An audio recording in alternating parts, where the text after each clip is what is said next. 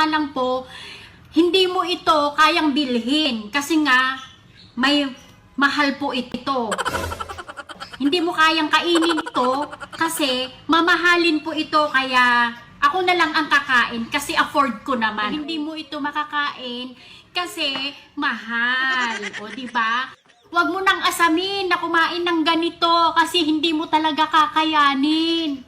Kasi nga, hindi mo kaya yung presyo. Biruin mo, 500, 600, 700, 800 ang isang kilo. Tapos gusto mo pang kumain, wag na lang. Pumikit ka na lang kasi. Panoorin mo na lang akong kumain. Alam mo ba yung lasa nito? Masarap to. Kasi nga mamahalin. O, di ba? May pera lang talaga ang kakain nito. Pero kung wala kang pera, wag mo nang asamin, wag mo nang pangarapin ng kumain ng ganito kasi pang social lang to mga ganitong pagkain. O, di ba? O, kain tayo. Niluto ko ito ng may butter. O, di ba? O, titikman ko